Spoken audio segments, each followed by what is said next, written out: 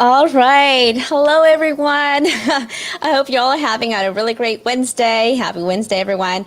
Welcome back. My name's Eva Lee, and I'm here with Awesome Careers, a podcast dedicated to really showcasing to the community about different careers that's happening each and every day.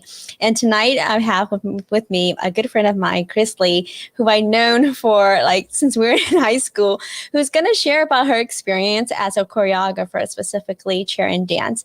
And so, I'd like to introduce really quick who Chris is. But before that, if you are here on the live stream or you're catching us on the replay, feel free to put in chat where you're from. And again, if you're watching, I highly recommend watching on YouTube. It's so much easier because you get the HD experience. And don't forget to like and subscribe. Again, I want to make sure that you get a chance to know about that. I see that Adam's here from Fresno. Hello, Adam. Thank you for joining. Okay, so we're going to jump really quick to Chris, and let me share a little bit about Chris if you don't know. Chris Lee is a chair and dance choreographer and coach. Chris was born in Fresno in California, and she has actually a bachelor's in business management and a master's in special education.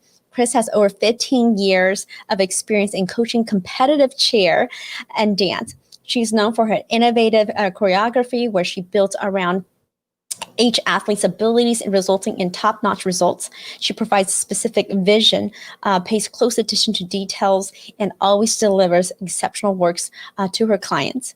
Her success as both as a choreographer and a coach is a result of her competitive nature, precision, and self-driven attitude. Due to Chris's accomplishment as a choreographer, she has traveled across the U.S. teaching summer camps, stunts, and jump techniques classes in full routines. In addition to being a choreographer, Chris is also a high school special education teacher. So join me in welcoming my good friend here, Chris Lee. Hey, Chris, how are you? Hey, everyone. I'm great. And let us know, where are you at this part of the world? Are you all sunshine? Because I'm in California. Oh man, I'm in Colorado Springs, and it is coming down snow right now. And I'm sure it is snowing in Oklahoma as well, and Texas too. I have family there, so I know it is snowing everywhere. Well, hang in there. Hopefully we don't lose you tonight for at least the hour that we're here together for. So I appreciate you so much for taking the time. I know you're very busy doing multiple hats in a day and on the middle of the week too. So again, thank you so much for joining me tonight. Linda says, hi, Linda. Thank you for joining us, Linda. Linda was also on a previous podcast as well. So if you want to check out about her experience in education, you can always watch that on the replay. All right, we're going to jump right into it. Folks, if you have questions for Chris, feel free to pop them in chat and we'll hopefully be able to feature it. Okay, Chris, so we kind of learned a little bit about you and your work as a choreographer. Tell us a little bit more. How did you become interested in this field? How did you know this is going to be something you're going to be doing going forward, that you're going to continually to do? So I've always enjoyed performing, creating dances and cheering even before high school. So that's why it led me to pursue a career as a choreographer and coach.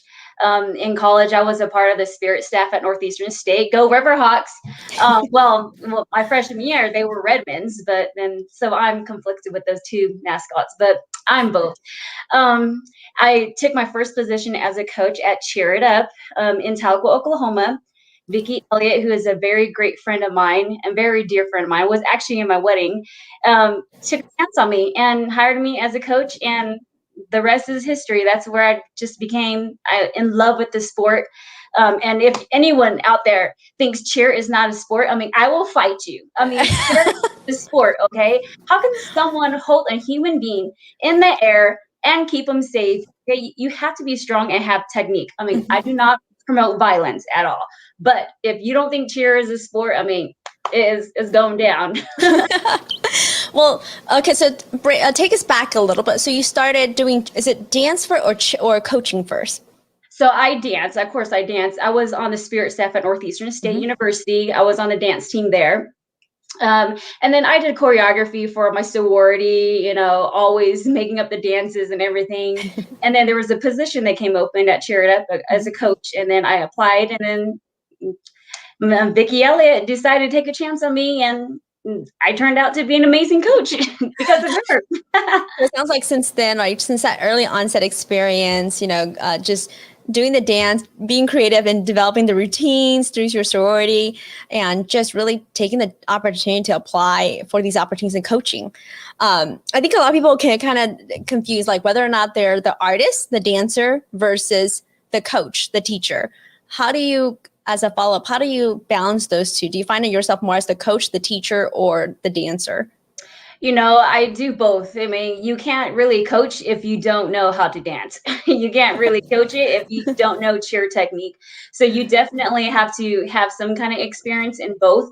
But of course, I decided that I would probably stop dancing professionally and become a coach only because I see building relationships with younger athletes is definitely a part of my path. And something that I want to pursue is definitely making sure that these younger athletes have a role model to look up to.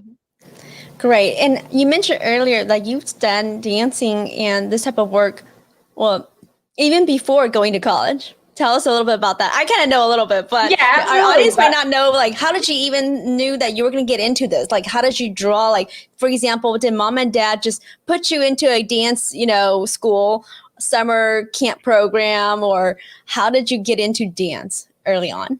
Actually, because we were both on the same dance team, in high school. But then, of course, I learned early on in my high school years, whenever I was doing actually color guard, we did a lot of dance based in there as well. And, all the older seniors and juniors had quit, and it was just me. And I took on that team, and I just knew that I wanted to be a coach and be the person that was, a part of the team and led them to national championships. So that's definitely why I was like, I'm made for this. This is something that I love, and it's something that I'm passionate about. This is great. Thank you so much for sharing that, Chris. Now, tell us a little bit more. Let's break it down for our audience a little bit more.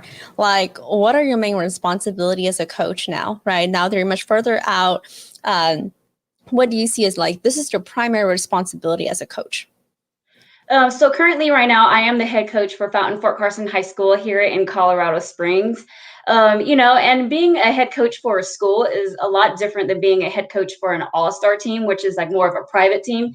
So as being a head coach for a school, you're responsible for making sure that they keep up with their grades and making sure that they're great Samaritans around the community, making sure that, they represent your letters correctly, in public. So definitely different roles there as a coach now.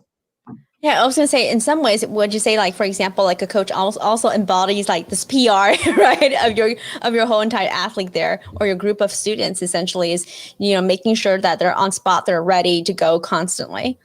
Oh yeah, absolutely. It's in cheerleading, I think cheerleading is the only sport that you actually have to look good in. You know what I mean? Like you have to be pretty and you have to look great on the sidelines, but you have to be athletic. You have to make sure that you know how to tumble, make sure that you look good, make sure that you are fit, make sure that you are strong. Yeah, and it is a lot of PR. You need to make sure that everyone's representing you and as the head coach, they're representing you. So if they're not representing you out in the society, well, then you're not a good coach, and that's definitely not something that we want to portray. Mm-hmm.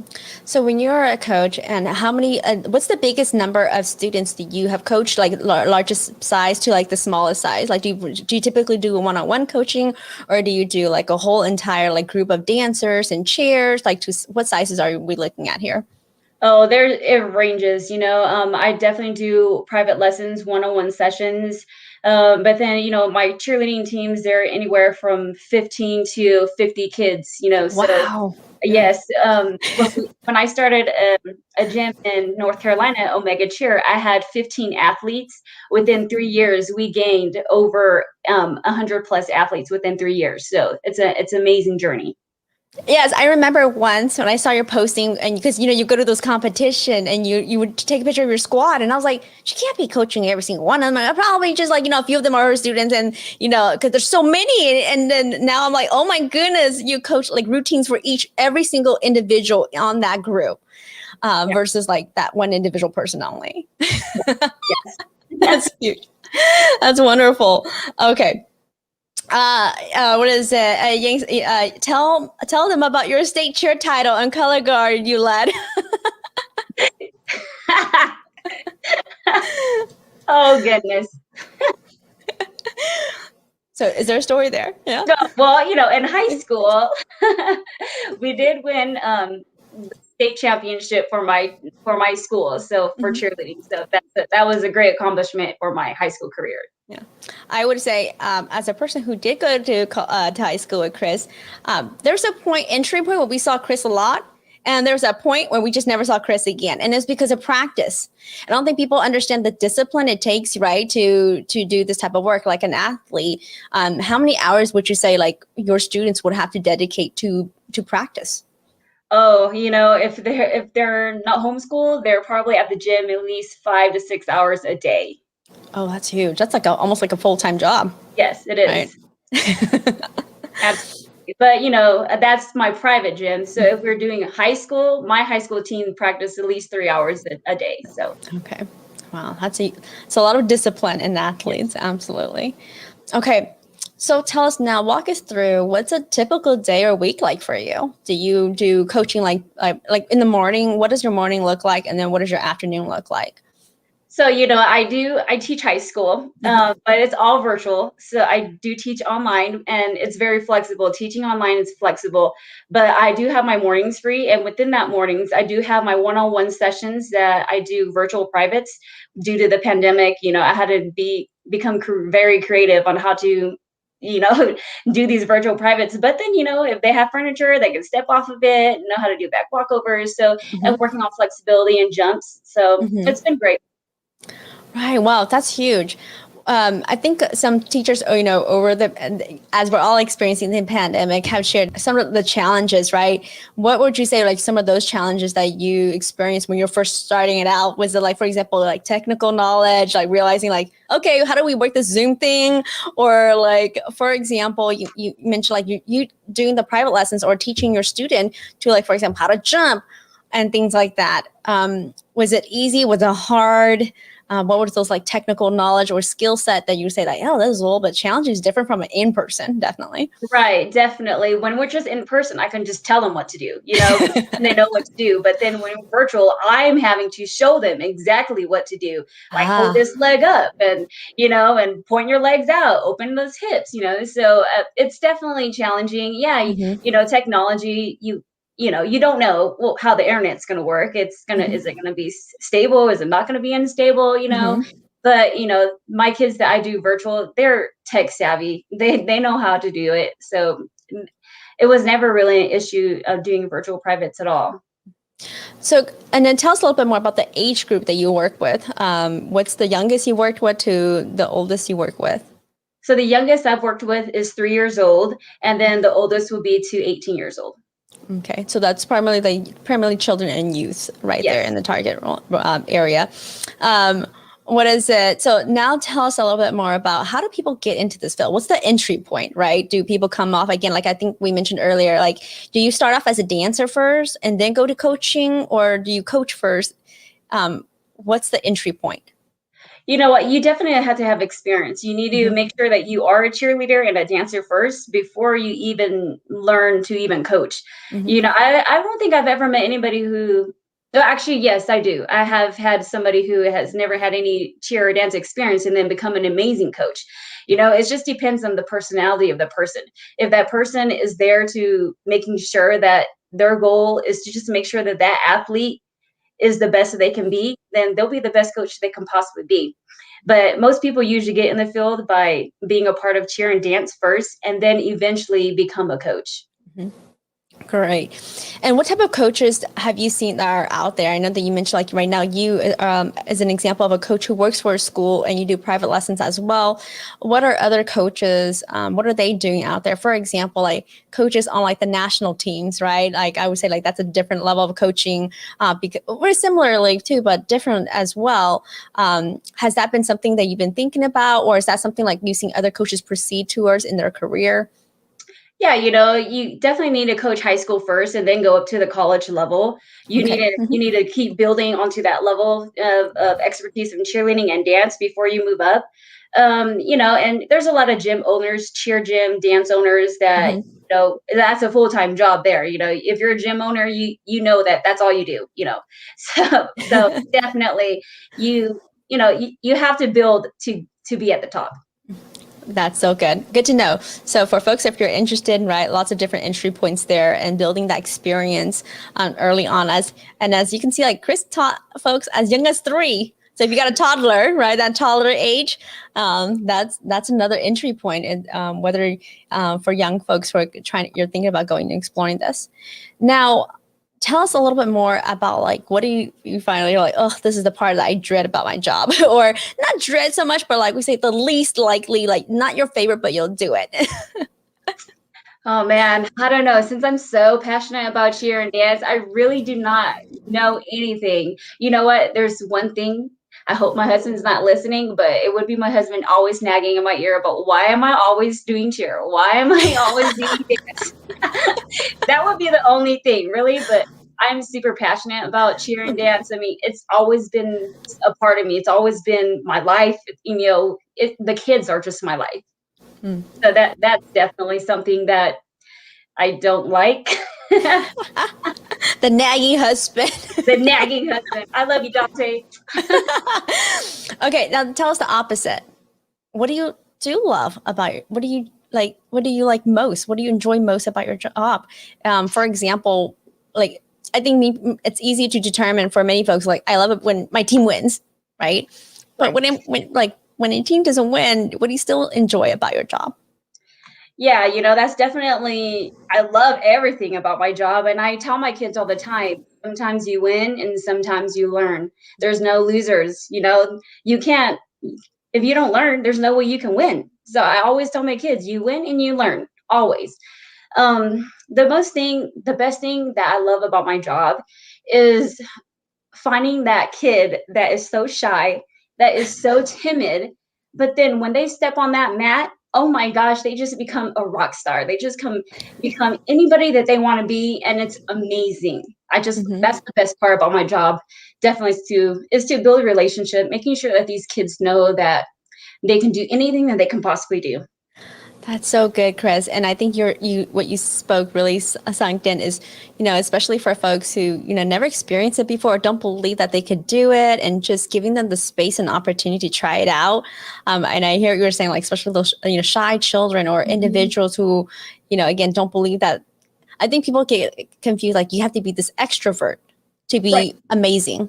No, And that's yeah, just not true. There are so many introverts who do amazing once, when it's their time to shine, they're going to go and hit that floor and be amazing. And yeah, I think that's so absolutely. fascinating. Absolutely. And with this pandemic, I've definitely, and it's a sensitive topic, but, I've definitely seen an increase in teen suicides. And it's just something that, I wonder, like, did they not have somebody to talk to? Did they not have anybody that they can trust? And, that's why I'm a coach. That's why I do what I do, is because I want to give somebody an outlet to get away, and be yourself and be anybody that you want to be. And, just making sure that someone's there for them. Yeah. So that's the combination of being the teacher, the coach, and a support system. That's part of the support system for many people out there. And it's unfortunate that not a lot of people have that. And I'm glad that you're using your skill set, your knowledge to be a support system for many folks out there. That's wonderful. I know, folks, I know we have some questions. We'll get to them in a bit, but hang tight, hang tight. Okay. Now, how would you say, how relevant is your work in your undergraduate? For example, what you study, because you mentioned earlier, you studied business management, right? And then you went to teaching. Did you feel like business management prepared you as a coach? Like it helped you in any way as a coach? You know what? Business management, definitely, because I always thought that I wanted my own company. And now that I do have my own choreography company, it has definitely benefited me knowing the different steps that I need to take, and making sure that I have the taxes, making sure that I know how to run my business, making sure that I know how to, just be a people person. And so Mhm. definitely my undergraduate has definitely helped me within my choreography company. Now, did it help me in my teaching? Probably not, but that's why I have a master's. Right. And I think that's what people may not understand is that, just because you study something, again, I want to always echo this, doesn't mean that's what you have to do for the rest of your life. Your undergraduate degree prepares you with the theories, the knowledge, and it's up to you to how do you use and apply that skill set, that knowledge. It gives you critical thinking skills. And like you mentioned, like it taught you about business. It taught you about building relationships. And again, leading to what you're doing both, whether as a teacher and also as a business owner. So wonderful. Okay. And I think, if you can highlight for us, like being a choreographer and coach, and you talked about the experience that's needed, are there like certification that's needed to be like a choreography coach? Is there like some sort of certification, licensing that folks have to pass, like with the state or, through like a professional association? Yes, through the USA Cheer, you definitely do need to pass credentials, making sure you do the concussion testing. You need to make sure you have first aid, CPR license, and within building skills too. There's different levels in cheerleading that you need to make sure that you complete. So like the very basics to the most advanced, those are still some certification that you need to pass as well. Right. So if you're still wondering about how to get those, definitely look them up online. Lots of, even for the most basic right now, if you're thinking about that, right? So like getting your, CPR certification, essential information like that. Absolutely. Because you're working with people and they're going to get injured at some point and you need to assess, you need the ability to assess that as a coach. So that's wonderful. Thank you for sharing that. Especially with cheer, there's always concussions. Someone's always falling off of a stunt. You got to make sure that you know how to react. So give us an example of that. For example, as a coach, how often do you see people get injured? And it just depends because whenever a group is trying new skills, you need to just make sure that you have extra spotters there to make sure that you catch the flyer just in case the flyer falls out. Or whenever you're tumbling, if a flyer does a full, which is like they twist a 360 in the air, and land on the feet and they don't, and they land differently and they crush their ankle, or break their ankle, just the way you react. I do see it quite often in tumbling, but in stunting, we're pretty safe in that. We usually have a lot of spotters making sure that our kids are safe. So that's really good. Wonderful. Okay. And then we're going to talk a little bit more. What are the skills, abilities, and attributes are essential to your success? What do you think that really contribute to success here? You know what? I definitely think a skill set that any choreographer and coach need to have, and most of them may not, but I do. And because of this skill set, I was able to be so successful, is loyalty. People are like, "Whoa, how does that make sense?" But if you see my career path, I was with Cheer It Up for 9 years. And then I was with Omega Cheer for 5 years. You just have to be loyal. A lot of choreographers really they jump from gym to gym and different locations, and you just can't be successful like that. You have to definitely be loyal. Okay, good to know. And then we're going to jump really quick and check out some really quick. Ia's here too. Hey, Ia. And then, of course, really quick, Emily wanted to know, what is your advice for others on how to find their passion? Man, that's a tough one, only because, you have to find that. For me, when I knew that I wanted to do it was when I found that one athlete that was so shy, couldn't even do a forward roll, and then now they're cheering in college. That's how you find your passion. Like when you know that you did that you were a part of that, and that you made that happen. Right. So making an impact on someone's experience, essentially, right? And really showing them the way. Absolutely. Okay, great. Now, another one I think people may not realize is, what other related career fields should people also consider as different entry points? I know that you mentioned, like, starting off as dance or cheer are good entry points for folks. But what are other possible, like, for example, being a gym owner, or what are other careers that you also work very closely with that most people may not realize that? Yeah, I mean, there's a lot of schools, whenever I was in cheer, when I was coaching at cheer, there's tons of high schools and middle schools and elementary schools that have cheer teams, and they need somebody. They need somebody to help them, right? Mhm. They're everywhere. It's just people you definitely don't know where to look, but everywhere there is a cheer team, and everywhere needs a coach, needs somebody to volunteer. Sure, you have to volunteer for the first year and may not get paid anything, but when they see that there's growth and the girls love it and the boys love it, then there's potential for growth there. That's great. So volunteering starting off in your local community would be good starting points, like school districts, like you mentioned, right? Wonderful. Absolutely. And then what kinds of accomplishment tends to be valued or rewarded in this field? Like, for example, do you consider, hey, we won the competition and that's the only success? Or like, how do you measure like accomplishments, and during in your work? Oh man, there's a quote that I live by that it's like right here, um, it says that a good coach can change your routine, but a great coach can change your life. And that is the biggest accomplishment that any coach can have, is when you can make an impact on an athlete's life. Mhm. And that So, just makes me so emotional because, oh my gosh, just seeing my kids, reach their goal is the best.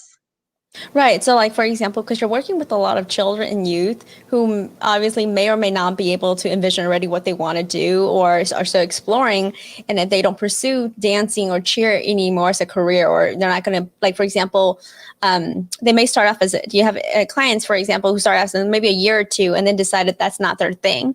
Um, is that still, like, for example, still success? Oh yeah, absolutely. When you reach to the point where you can no longer be an athlete, that's when you can share your love and share your passion for that by coaching, definitely. And Right. also, Because, oh, go oh, ahead. go ahead. I was going to say, because I understand, like, for example, if you're injured, right? If you're an athlete who got injured, and obviously you can't make those moves anymore, what would be the alternative, like, opportunity for you to share your knowledge and your experience? Would it be, for example, coaching then? Yeah, absolutely. Coaching, speaking. We love to have speakers come and share their stories to our kids, and then they're inspired by that. Just because you're injured doesn't mean that you can't tell your story. You can't tell how amazing you were. So it's always great. Wonderful. Okay. And then what would you what is it? I'm gonna hop over here. I'm gonna give me a couple of seconds. I'm missing my question, but my question is, if and it's a very popular question we utilize a lot. Um, if you can turn back time, talk to this 18-year-old Chris, right? What would you tell her? You know what? I would just tell her that don't be afraid. Don't be afraid to ask for help, Okay. because if you don't ask for help, you won't learn.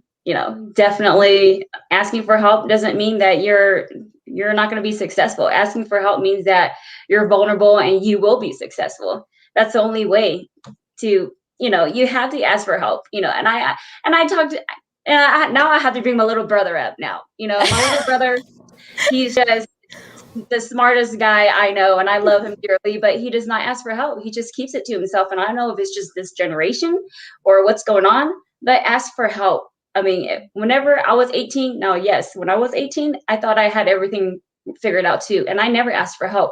And then, of course, I was in trouble in school. I wasn't passing. And that just wasn't good because I wasn't asking for help. So definitely ask for help when you need it. Great. So give us an example, like now in your own, now that you're much further along, do you still ask for help? Absolutely. I ask for help all the time. And I come to the point where, like, I love free help, of course. Yeah. It's free. Why would you not take it? Always, I say if it's free, take two. So So give us an example of, like, when you mentioned, like, I didn't ask for help then. What was an example of that? They're like, I wish I would have just been brave enough to ask for help. I think many of us come to that conclusion of where it's like, we think we have it figured out because we're an adult. right, exactly. Choosing a career path, you know what I mean, or choosing a major, and you're conflicted between the two. It's okay to ask for help. It's okay to check the pros and cons. And how do you know the pros and cons unless you research or ask somebody who has experienced it? It's Mm-hmm. okay to research, but really, what does research really do for you? You have to ask somebody who has already experienced it and has knowledge. Good, good. Thank you for that. Okay. Here's another fun one to throw for you, Chris. If you weren't working as chair, you weren't a choreographer, what would you have been doing? And I know that you also teach, but you can't beat those two. What would you be doing? What would be your alternative career? I And would, again, don't think about what mom and dad's going to say or what Dante's going to say or the money needed. What would you actually go pursue to do? luckily for me, my parents have always been supportive in everything I do. I've always been the one that's always been outside of the box anyway. So they were always super loving and making sure that I can do whatever I wanted to do. But a career that I would choose is definitely be a guidance counselor.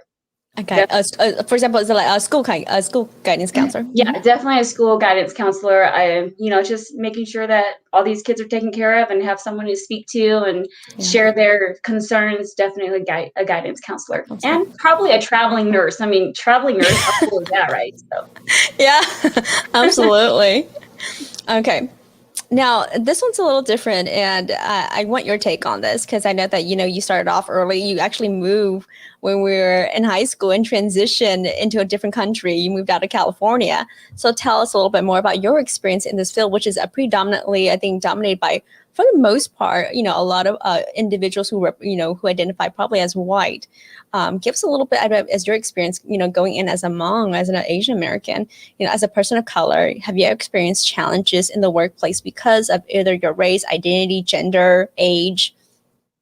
yeah, definitely. Of course, I think in any field you're going to experience some barriers. But especially in the cheer and dance industry, there is a lot of Caucasian American type of people. So when I'm on like a phone call or anything and they finally meet me in person, they're like, "Oh, you're just this 4'11" short Asian girl," I'm like, "Yeah, that's me," and I know this, I know my stuff, so don't go there. But really, if you know cheer and you know how to win and you know your stuff, they'll respect you. Mm-hmm. But there's definitely barriers when it comes to tumbling. When the girls or boys are tumbling, back flips, back handsprings, back tuck layouts, typically they're more afraid when a girl is spotting them, only because they think the girls are not strong, then they want guys to spot them. But I'm quite capable of spotting girls heavier than me, and I just think that girls are fully capable of teaching tumbling as well as men. Absolutely. Yes. Girls and women can do it too. Exactly. Absolutely. Absolutely. I love that. And so I know you mentioned a little bit earlier, but for example, like, does mom and dad understand? I know your husband does understand what you do, but like, does mom and dad understand what you do initially? Right. Did they initially think it's just a hobby, she'll phase out? Yeah, my parents are very my family and my parents are they're all supportive and they love what I do and they've seen what I can do. So, at the beginning, I'm sure they thought it was just a hobby, but now that they see how successful it is, they know that it's definitely a career and a great career to pursue. My mom and dad would just be like, she just teaches kids and they win. That's about probably how they would describe it. That's their version of the description of a choreographer. Yes. They don't realize how much the work behind it, other than she just teaches them to move, right? Right. Yeah, exactly. That's hilarious. Okay, so I know we had some questions, and folks, if you have questions, feel free to drop them in the chat as well. So really quick, Emily wants to know, how do we convince our Hmong parents to support us in careers that are not doctor and a lawyer? How did your family support you with your career? And I think Chris just answered it right there. And then, I'm sorry, I didn't get a chance to feature the question right away. But I think it goes back, especially in non-traditional careers, right? I would say that most people probably grew up not thinking being a choreographer was going to be their career path. I think most people probably envisioned a different career path, or even for example, what we're mentioning earlier, like being the artist first before being the coach. I don't think people really think of it like coach as a career. And that is the sort of the experience you have to go through, like Chris is saying, just having that experience early on. And how, Chris, for yours, you mentioned mom and dad, they got some ideas, they kind of understood already, right? and they think it's pretty cool. You win competitions, or again, you teach kids and minors, youth, and children. How do you just, like, for example, I know that how do you describe it to other people who don't know what a choreographer does? You know what? I just show them a video on what I do. Do you see what these kids are doing? I taught them how to do these, like this whole routine. Like, this is what I do. And they're like, oh, but how do you come up with it? It just comes in my mind. It's Yeah. kind of just a vision, and you just put it to life. And Emily, if it says how to convince your Hmong parents how to support you, I didn't have to convince my parents, only because I showed them success. And other people showed them how great you were in that field, and then then they're just like, okay, yeah, this is what they want to do, and they're going to support it. And I think that's something I think many parents, and it doesn't have to be mom parents, I think many parents is afraid of failure. They're afraid to see their children fail. And I think most people are not realize that, failure is just part of the process in anything, whether it's a career or, personal life and journey. And I think that's what, going back to your quote, you learn. There's no losers. We learn. And I love that. Absolutely. And so the conversation will never be easy, but, you just have to slowly, I think, like what Chris has mentioned in her tip here is like, just showing them success. If you show them success, you get more of their buy-in, because they start to see that, oh, you're good at it, right? You've got to be good at it. And so just practicing your skills. Like, Chris, when you're in the early days, right, how many hours would you say you practice? Oh, yeah. I mean, probably at least 4 to 5 hours a day too. So you definitely, definitely some long hours. Okay, then, and I do want to jump a little bit in a little bit more about, because you're, as a choreographer, I think like many artists is, and you mentioned earlier, like, how do you be innovative? How do you know that your moves are not going to be someone else's move, another coach's moves? Do you ever, like, for example, watch other coaches like their what is it, like competitions, or like how do you create your own essentially? Oh, definitely. I definitely see my choreography and different routines, and it's great. And it's definitely an honor when someone tries to copy your stuff, and it's awesome. And of course, you copy other people's stuff too, but you kind of put a twist on it. You kind of change it up a little bit. I usually have like my notebook like with me constantly, because I would just be thinking, oh my gosh, that'd be so cool, and I have to write it down like in the middle of the night. I would just be like, oh, this is what we're gonna do. I just look at people. I look at like the playgrounds. There was this little concept that whenever I saw a swinging, and I was like, why don't we swing people? Let's just swing up into a stunt. You just have to be creative, and it just works. So what would you consider that, for example, being a coach, is not just the ability to understand like the development of your students and where they're at, right? Social, emotional, and physical, but also like you also have to utilize being innovative. Creativity is a skill set here, folks, that, what Chris is talking to is, or leading to here, is the ability to generate, to see something, have a vision of it, and generate it, and then put that into like designing it to a certain, to moves to, and also fitting that mold into your your clients or students. What would you say, like, for example, how long would it take you to do a whole entire choreography, like routine? How long does it take you from design, like inception of it, to like to seeing it on the floor and seeing your student actually be successful in it? What's different about me as a choreographer is that I come into these teams, different gyms, and I don't have a plan. Most choreographers have a plan on what they want to do, how they want to execute it.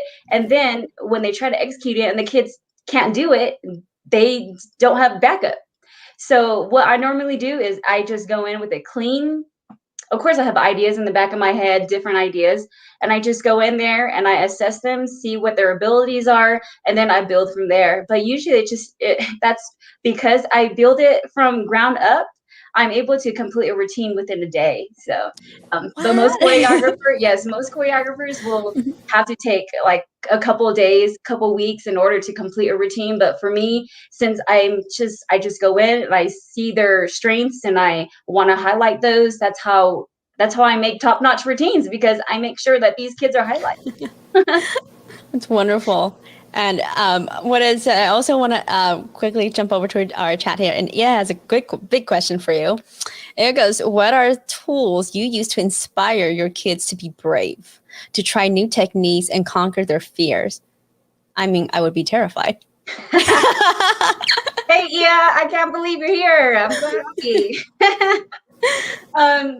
I give them burpees and they run forever. No, I'm just kidding. Some tools that inspire them are kind of just words of encouragement.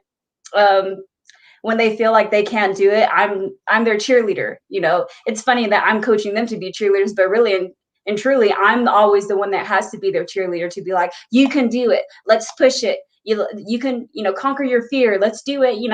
Be the top person. So definitely words encouraging these kids, and just letting them know that they can do it. If you believe in them, they believe in themselves. Right. So would you ever say, like, for example, have you ever experienced where you've done all of that and you have a resistant, someone who's, or the opposite, like who gives up? How Oh do yeah, you work? How do you absolutely. deal Yeah. with that as a coach? There's definitely girls and boys that they just have that mental block. They just have that mental block where they just can't do it. And then that's just when you do baby steps. You set one-on-one sessions. You give them little critiques to work every day, and then eventually they pass the mental block and they go and conquer the world. Wonderful. What about the other step? I think most people, because you work with this demographic group, a lot of them are minors, and you're having to also build relationship and communicate with their parents. What's that like? Tell us a little bit more about your job as a coach when you're communicating to those parents about their child's success or growth or progress. Yeah, when the parents see that their child is progressing, they're just amazed, and they support you even more, and they encourage you to be tough on their child. They encourage you to give the child critique because they see the outcome of it. So dealing with parents has never been an issue to me. All my parents have always been great, so I've definitely been blessed with that. And I'm wondering, what's the biggest like challenge you've come across, when working with children? Like, for example, are they coming because the child wants to come, or their child, or they're coming because they want to put their, like, balancing the needs of the parents and the student? So for example, have you ever encountered a parent who is so excited that they want their child to be the star, the front, do you ever get those conversations where, like, why isn't my child not in that, front line where, the main, why are they in the back? I'm curious. I'm like, oh, you ever get those parents? Oh yeah, absolutely. And you just have to be blunt with them. Just be like, look, your child is lacking these skills, and let's set up some private lessons so that we can get her up, and get him up to the skill level in order to be in the front. In order to be in the front, you have to be the best. And I usually have to ask the parents, do you really think your child is the best compared to this child? Do you, I don't compare kids, but as a parent, you know when your child is lacking the ability. So I usually just offer private lessons and make sure that we get the kid up to speed. Right. So it's having those conversations with the parents and sort of doing like a mini check-in to help them realize, like, let's look at where your current status or the current progress of your child, and giving them like the options, So I think that's really interesting, because because you mentioned, like, you work with groups as big as 50, right? So I'm like, how many? That's like 50 parents you have to talk to. Yeah, definitely. So when you are designing these choreographies, and you have an idea of a routine and you're going to competition, what's it like? What's the atmosphere like? I don't think people realize, like, down the floor, what's it like when you're the coach? How many things you have to assess, the administrative stuff you have to also probably sign off on. Walk us through that. Like, for example, we're going on a competition tomorrow. We're going to go dance. What do you do the night before? How are you prepping, and what does it look like? You definitely have to have an agenda for your parents, send them out. They need to make sure that we meet at a certain time, make sure that they're prepared, make sure they're in uniform, makeup, dressed, ready to go, make sure they're fed. A lot of parents forget to feed their child before their competition in the morning because they're just rushing to get ready. But usually as a coach, I usually have like bagels and stuff for the kids. But um, and then, the atmosphere of cheerleading and dance competitions is just surreal. I mean, that's why I love it so much, because when they're on the mat, there's nothing you can do about it anymore. It's just whatever you've given them. It's up to them if they want to hit or they don't hit. So you have to watch. I mean, if you guys watch a Netflix, it's like super popular. Cheer. Yeah, it's called Cheer. Cheer. Yeah, that's the atmosphere is amazing. It's just like that. I can't really explain it. You just have to experience it yourself. It's like a concert. 24. Yeah, because I was gonna say, like, the biggest, like the closest one is like going to a concert. There's a lot of noise. There's a lot of like moms and dads, I would imagine, in the stadium, right? Sort of in the audience. And a lot of people in their outfits. You see everybody else, with hair and makeup, probably also very hungry. Yes, exactly. But since due to the pandemic, our competitions have been different. We haven't been able to have a lot of in-person competitions, but when we do have in-person competitions, only our parents are getting to watch the athletes perform. And so it's been a little quiet, but it's still a great experience. I'm just glad the kids get to see the mat. Okay, so now, yeah, so speaking of that, you're mentioning right there is that competitions are still happening. Is that right? Yes. And then it's just a little bit different now that, it's not going to be as an open venue, I would imagine. It's more probably closed off venue, and where it's very limited to having just a few folks coming in to see on the actual live in person. But I would imagine these are also still being filmed or a live stream. Is that right? Right. Yes, they are. Yeah, and there's have been multiple virtual competitions as well where people just film their routines and send it in. So there's been different options. Oh, that's great. So I'm wondering, do you think that that's a bit challenging in the sense where it's like, well, if I can just send in my routine, I want to send the perfect version of it versus that live. I think there's something being different, unique about being live, like right in the moment. Yeah, definitely recording for virtual competitions is definitely way more stressful because you can stay there and record 1,000 times before it's perfect. Instead of just a competition, it's one time you hit or you don't hit, and that's it. So definitely. Would you say, like, I think one of the character traits and, like in coaching, I think just like generally when you're working with also as athletes, a competitive side, right? Would you say, like, for example, like being competitive is a good trait? I think people oftentimes like stigmatize like being competitive as this like mean, nasty thing, like, oh, like it's bad to be competitive. Would you say it's the opposite, or what do you think? Like being how do you feel about being competitive? Oh, I'm super competitive. I'm super competitive. I want to be number one. I want my kids to be number one. And if we're not number one, we're gonna fight to be number one. But there definitely is a level ground. I'm definitely on top of my kids. I'm hard on my kids. But at the end of the day, they know that I love them, and they know that this is coming from a good heart. And there is a competitive level, but you need to make sure that your kids understand where you're coming from. Good, and it comes from a good place of heart. And I'm wondering, like, what you're saying, like, when you're being competitive in that sense, have you ever experienced times where you disagree with like the scoring, you disagree with the referees, right? And as a coach, do you get up in there and you're like, I disagree, or because you mentioned you want to fight for it, share with us an experience of how that was like, if you ever encountered those. Oh yeah, absolutely. As a cheer judge, you're just kind of it's up to you if either you like it or you don't like it, and you just score it that way. But there are different rubrics that we go by for choreography. So if you want your stunts to be in the high range, these are the stunts that you need it. These are the skill sets that you need to make sure that you have in your routine. So as a choreographer, you need to make sure that you understand these guidelines and skill sets, because if you don't put them in the routine, then you won't max out for your skills. So I've definitely fought with tons of judges in my life to make sure that my kids get the score that they're supposed to get. So definitely. Yeah. So give us an example. What would be on a rubric that you actually get evaluated for?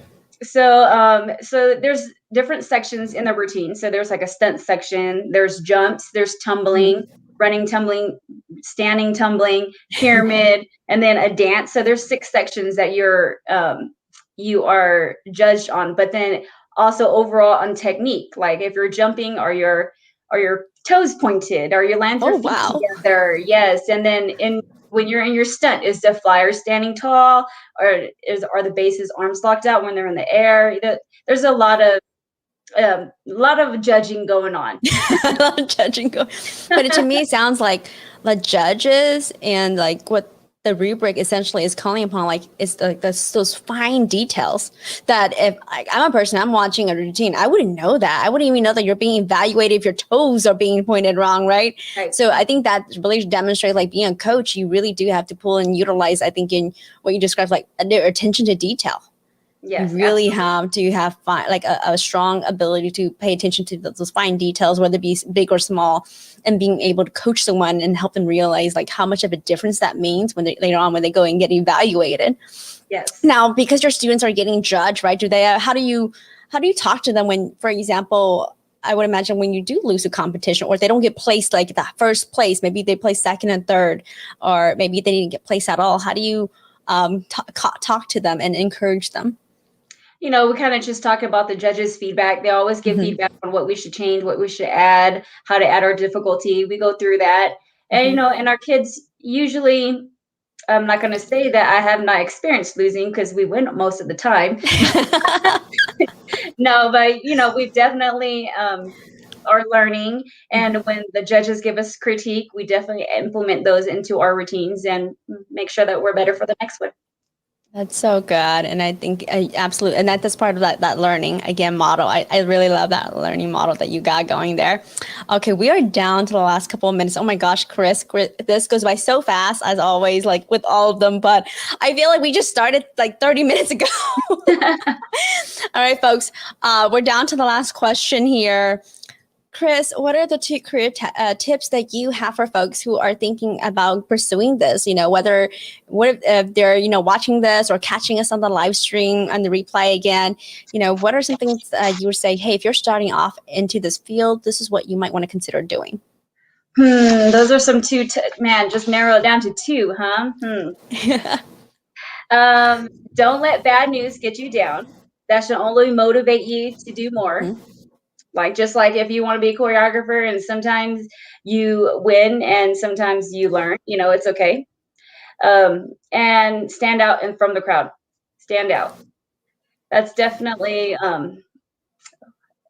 something different about me is that my bubbly personality, I'm always out there in people's faces. They're like, why is this Asian girl always in my face? But I'm just like, look, I'm just making sure that my kids stand out, just making sure that they get the best results. Mhm. So definitely don't let bad news get you down and stand out as much as you can.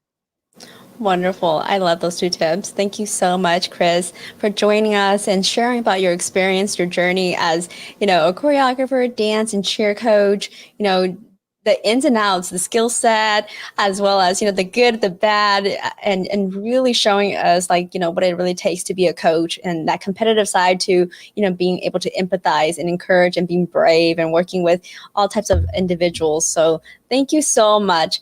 Folks, I hope you got a chance to hear from Chris. Chris, if folks wanted to connect with you and learn more, how would they do so? Yeah, I'm on Facebook. Just look up Chris Lee Choreography and then I'll pop up. All right. Awesome. Thank you so much. All right, folks, we are down. Unfortunately, we have to wrap up. And Chris, stick around for a minute or 2.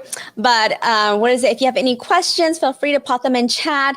And again, we'll have another podcast featuring other folks with their careers as well. And I also want to highlight really quick about our Reimagine Your Career Summit that's coming up on Saturday, March 13.